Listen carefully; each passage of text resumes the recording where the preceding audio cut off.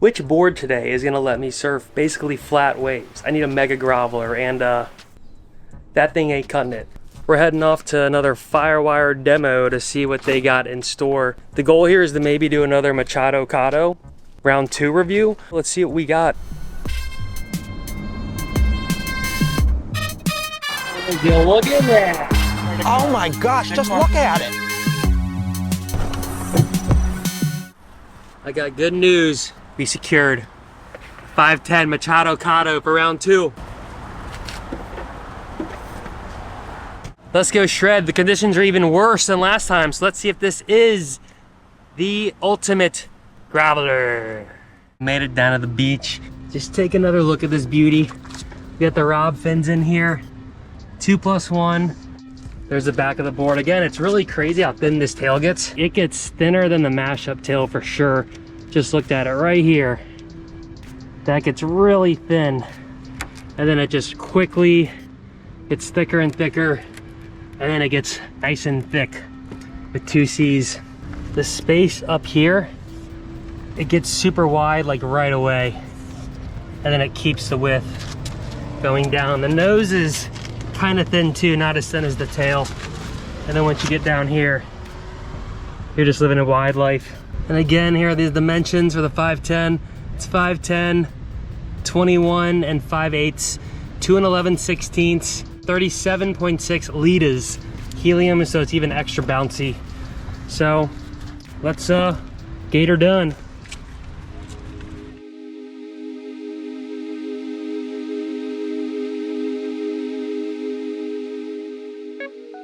First wave starting off with a bang, not a whimper. Little slow-mo action, the 4K 60 A7S3. I like that turn a lot, and I like this turn a lot too. And then I finish it off with a nice turn at the end here. Now what's crazy is this wave is like, you know, what, thigh to waist high, and you're still able to generate a lot of speed on the Machabocado because of the really wide thin tail and just the width to the nose. Right there, you're able to bottom turn it up and push it up really easily with the kind of pivoty 2+1 as well. And I really tried to make it a goal here to kind of take off on crappy waves, and like that one, I should add that one. And just really kind of push what the board can do in just like longboardy type waves. It's really fun at doing little flowy kind of flicky turns like here. And I really like how it can pump up and down the line. And then look, this is like a thigh high little wave. Kind of little release the tail a teeny bit. All right guys, we're groveling great. The waves are very poor. This thing is making it super fun. I think it is a better groveler than the mashup. This kind of board, it's really riding well, so let's continue. So we're heading out for some more shred-tastic waves. Now again, that's as bad as you get, and then, oh, if I would have landed that, that would have been that intro clip. And the board is nice because even though it is so wide, you can still kind of throw the tail when you need.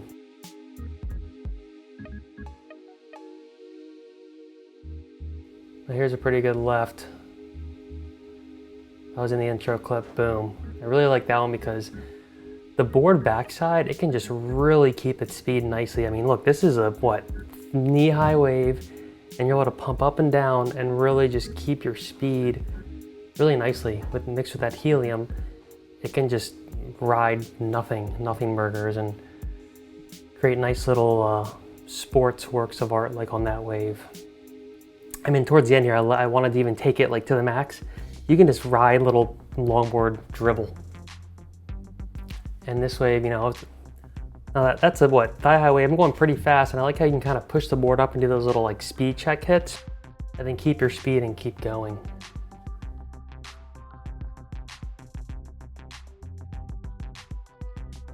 The board can ride shin high waves, and you actually can keep speed. The mashup can struggle in those scenarios. This board does a lot better. Now I attempted a chop hop. I can do chop hops on the mashup easier. This one, you know, I at least tried it. It's 37 liters, which is a lot. Here's another good example of you're basically riding a nothing burger, but the board is able to just keep its speed with the helium, the wide tail, and all that foam just throughout. I love how the board can do these little backside hits. And really, the mashups are really good at that, just throwing it up backside and it's like, what even happened? This is similar, it's just kind of wider, so it's not as easy, but it still does it really well. And as you can see right here, I mean, there's nothing here. You can just kind of flick it up and do like a little hit on a shin high wave, so that's really fun. We are groveling out there.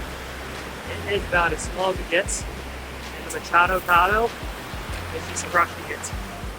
It is absolutely dominating.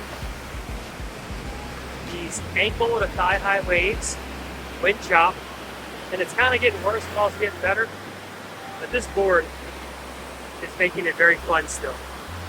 It's essentially a longboard with a killer. We're heading back out, round 3.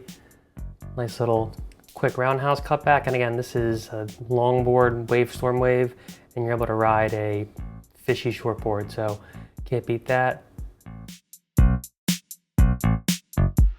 Show that old tune, feel at home. Waves started to get, I think, kind of worse, even though the tide was now coming back in.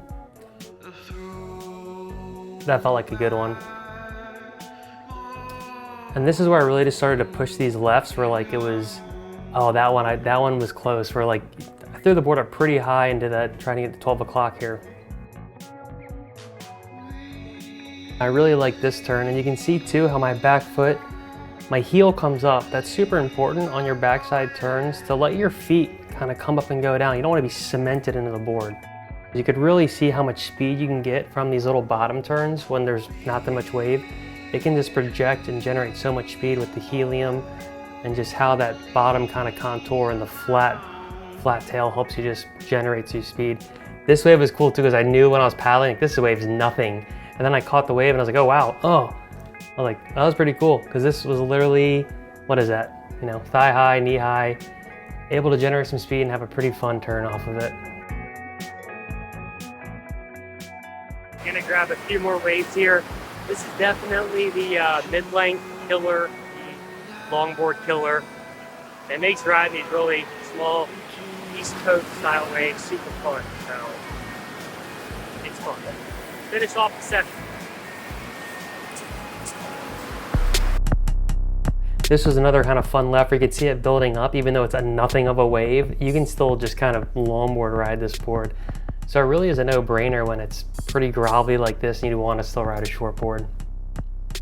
This was a really fun one too. That, like, the board generates speed that doesn't even exist on the wave sometimes. You're like, looking at the footage, you're like, well, it felt a lot better out there. Well, that's because the board just made it seem a lot more fun. Well, that about wraps it up for the round 2 of the Macado review. The Mega Ultimate Groveler, the Longboard Destroyer. I was surfing shin-high Virginia Beach waves out there, and it was still really fun. So if you like this video, click right over here, and you can watch my other Macado video. There's also my mashup review if you want to check that out over there. So just start binging videos if you'd like. And again, I appreciate everyone for tuning in to another Hero's Journey show. Till next time. Peace.